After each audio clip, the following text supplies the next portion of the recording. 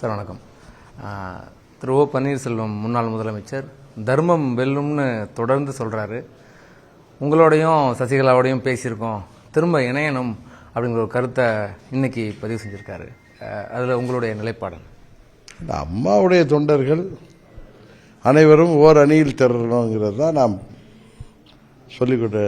தொடர்ந்து சொல்லிட்டு வரேன். உறுதியாக அது 26 தேர்தலுக்கு முன்பே நடக்கும் என்கிற நம்பிக்கை எனக்கு இருக்கிறது. செங்கோட்டையன் எடுக்கிற நகர்வு வெறும் அதிருப்தி தான், அல்லது அதில் கருத்து சொல்கிறதுக்கு ஒன்றும் இல்லை அப்படிங்கிற மாதிரியான சூழல் இருக்கும்போது, அது உண்மையிலேயே தலைமை மாற்றத்துக்கோ அல்லது நீங்கள் ஒன்றிணையருக்கோ செங்கோட்டையனுடைய வழியாக நகர்வுகள் வாய்ப்பு இருக்கா? இல்லை, அத்திக்கடவு அவிநாசி திட்டத்திற்கு மூல காரணமாகிய அம்மா அவர்கள் படமும் அம்மாவின் தொண்டர்களுக்கெல்லாம் ஆசானாகிய புரட்சித் தலைவர் படமும் அந்த பாராட்டு விழாவில் இடம்பெறவில்லை. காரணம், அம்மா அவர்கள் கொடுத்த திட்டம், அம்மா அவர்கள் ஆட்சி பொறுப்பு, அம்மா அவர்கள் கொடுத்த ஆட்சியில் பழனிசாமியால் நிறைவேற்றப்பட்ட திட்டத்திற்கு பழனிசாமி கலந்து கொள்கின்ற பொழுது அதில் அம்மாவின் படம் இல்லை என்கிற பொழுது அதை மறந்துவிட்டு சுய புகழ்ச்சிக்காக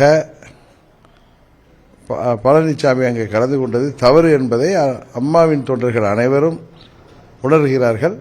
அதை மூத்த நிர்வாகியாகிய புரட்சித் தலைவர் காலத்திலிருந்து அவரது இயக்கத்திலே தொடர்ந்து இருந்து வருவராகிய அண்ணன் செங்கோட்டையன் அவர்கள் சொன்னது அம்மாவின் தொண்டர்கள் அனைவரின் எண்ணத்தின் பிரதிபலிப்பு தான்.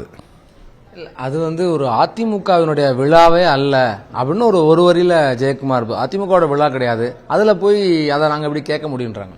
அதான் மலுப்பல் தானே, மலுப்பலான பதிவு. திரு ஜெயக்குமார் அவர்களிடம் இது போன்ற பதில் தான் வரும். ஏன்னா பழனிசாமியை பாதுகாக்க வேண்டிய கட்டாயத்தில் அவர் ஏதோ பேசிக் கொண்டிருக்கிறார். அவர் மனசாட்சிக்கு தெரியும் இது மாபெரும் தவறு என்று. தேர்தல் ஆணையத்துக்கு அதிமுக விவகாரங்களை விசாரிக்கிறதுக்கு தடை இல்லைன்னு உயர்நீதிமன்றம் தீர்ப்பு கொடுத்திருக்கு. அது அல்லது செங்கோட்டையனுடைய இந்த அதிருப்தி இதெல்லாம் பொருத்தி தொடர்புபடுத்தி பார்க்க முடியுமா? அதெல்லாம் பார்க்கறது உங்கள் பத்திரிகை துறை சேர்ந்த ஊடகத்துறை சேர்ந்த உங்களது வேலை. நான் அப்படி பார்க்கவில்லை. திரு செங்கோட்டையன் அவர்கள் இந்த அத்திக்கடவு அவிநாசி திட்டத்துக்கான பாராட்டு விழா கூட்டம் இப்போ நடக்குது.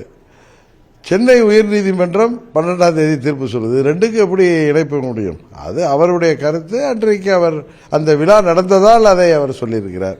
இது நீதிமன்றம் இந்த கேஸை 12ஆம் தேதி போட்டிருந்தாங்க, அதுக்கு தடை இல்லை, விசாரிக்க தேர்தல் ஆணையத்திற்கு எந்த தடையும் இல்லை என்று சொல்லியிருக்காங்க. இது ரெண்டையும் முடிச்சு போட்டு பார்க்கிற அளவுக்கு எனக்கு ஒன்றும் அதில் பெரிய முக்கியத்துவம் இருப்பதாக தெரியல. தேர்தல் ஆணையத்துக்கு உட்கட்சி விவகாரங்களை விசாரிக்கிறதுக்கான அதிகாரம் இல்லை அப்படின்னு சிவி சண்முகம் சொல்றாங்க. ஒரு குமாஸ்தா வேலையை தான் பார்க்கணும் அவங்க அப்படிங்கிறாங்க. சிவி சண்முகம் ஒரு தனிநபர், ஒரு வழக்கறிஞர், ஒரு முன்னாள் அமைச்சர், இப்போ எம்பியா இருக்காருன்னு நினைக்கிறேன். சென்னை உயர்நீதிமன்ற மூத்த நீதிபதிகள் அதை தீர விசாரித்து கொடுத்திருக்கிற தீர்ப்பு, அதை விமர்சிப்பது அழகல்ல என்று தான் நான் நினைக்கிறேன். சார், இப்போ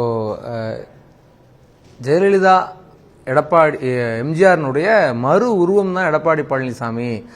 எவ்வளவோ இடர்களை எம்ஜிஆரும் ஜெயலலிதாவும் கடந்து வந்த மாதிரியே இவரும் கடந்து கட்சியை காப்பாத்திருக்காரு அப்படின்னு ஆர்வி உதயகுமார் சொல்றாரு.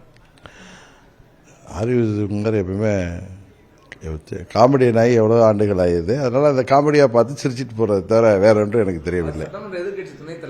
இணைத்த துணைத் தலைவராக அவர் எப்படி 23ஆம் புலிகேசி ஒரு மன்னராகவே இருந்தார்.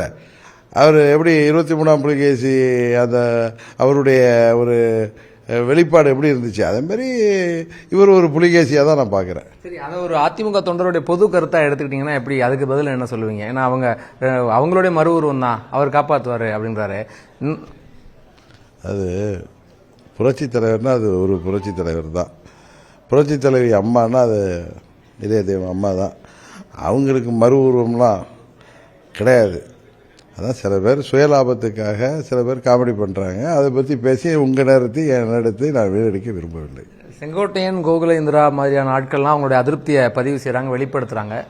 இந்த நேரத்தில் ஆர்வி உதயகுமார் அது துரோகிகள், எதிரிகள் அவங்களுடைய வாதங்கள்லாம் ஒன்றும் பலிக்காது, அதிமுக ஒன்றும் செய்ய முடியாது அப்படின்னு.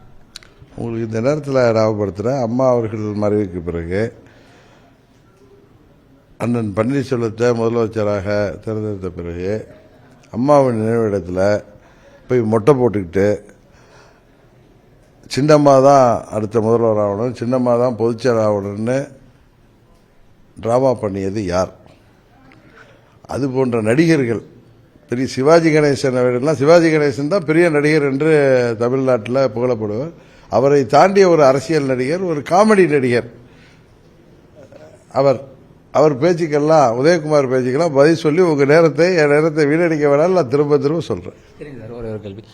இப்போ திரு ஓ பன்னீர்செல்வம், எடப்பாடி பழனிசாமி ஒன்றா இருக்கணும்னு அமித்ஷா தொடர்ந்து சொன்னதுக்கு அதை கேட்காதனால தான் அந்த விளைவுகள் அப்படின்னு சொல்லி ஓ பன்னீர்செல்வம் சொல்கிறவர் என்ன சொல்கிறாருன்னா, திரும்ப நீங்கள் எல்லாம் ஒன்றா இணைஞ்சா, சசிகலா ஓபிஎஸ் இவங்கெல்லாம் ஒன்றா இணைஞ்சா கூட பாஜகவோட கூட்டணி வைக்கிறது தான் நல்லது அப்படின்ற ஒரு கருத்தை சொல்கிறாரு. அதுதான் உங்களுடைய வாதம்? ஆனால் அதை தானே சொல்கிறேன். ஏன்னா அவர் மொழியில் சொல்கிறாரு, நான் என்னுடைய மொழியில் சொல்கிறேன். தேசிய ஜனநாயக கூட்டணிக்கு அம்மா மக்கள் முன்னேற்ற கழகம் அங்கம் வைத்திருப்பது போல அம்மாவின் தொண்டர்கள் எந்த ரூபத்தில் இருந்தாலும் அவர்கள் அனைவரும் ஓரணியில் எங்களோடு இணையன்னு சொல்கிறேன். அதுதான் தமிழ்நாட்டிற்கு நல்லது. தீய சக்தி திமுகவை வீழ்த்துவதற்கு அது பலம் சேர்க்குன்னு சொல்கிறேன். எடப்பாடி பழனிசாமிக்கு தான் அதில் விருப்பம் இல்லையே சார், வரவே கூடாதுன்னு தானே சொல்கிறாரு. அது அந்த தொண்டர்களும் நிர்வாகிகளும் பார்த்து கொள்வார்கள். ஓகே, இப்போ இந்த சூழலில் வந்து ஓ பன்னீர்செல்வம் சொல்லக்கூடிய இன்னொரு கருத்து என்னென்னா, இப்போ அவர் இப்போது 2026க்குள்ளே ஒன்றிணைவதற்கான 3 பேர் ஒருங்கிணைக்கிறதுக்கான வாய்ப்புகள் இருக்குது அப்படிங்கிறாரு. அதுக்கான சாத்தியங்களா என்ன? நீங்கள் சசிகலா, திரு ஓபிஎஸ் 3 பேரும் திரும்ப அதிமுகவோட இணைகிறதுக்கு மீன்ஸ் நீங்கள் அலையன்ஸோ ஏதோ எல்லாம் ஒரு அணியில் வருவதற்கு எனக்கு அது தெரியல. ஏன்னா பழனிசாமிங்கிற ஒரு சுயநல மனிதர் இதற்கு தடையாக இருக்கிறார். அவரை சேர்ந்த ஒரு சிலர் இந்த தடைகள் எல்லாம் விலகும் என்ற நம்பிக்கை எங்களுக்கு இருக்கிறது. 26 சட்டமன்ற பொதுத் தேர்தலுக்கு பிறகு பழனிசாமி சுயநலத்தால் ஆட்டம் போடுகின்ற பழனிசாமி வழக்குகளிலிருந்து தன்னை காப்பாற்றிக் கொள்வதற்காக, கைதுகளிலிருந்து காப்பாற்றிக் கொள்வதற்காக திமுகவிற்கு துணை போகின்ற, மறைமுகமாக துணை போகின்ற பழனிசாமி 26 தேர்தலுக்கு பிறகு அம்மாவின் கட்சிக்கு மூடு விழா நடத்தி விடுவார் என்று நான் பலமுறை சொல்லிட்டு வர்றேன்.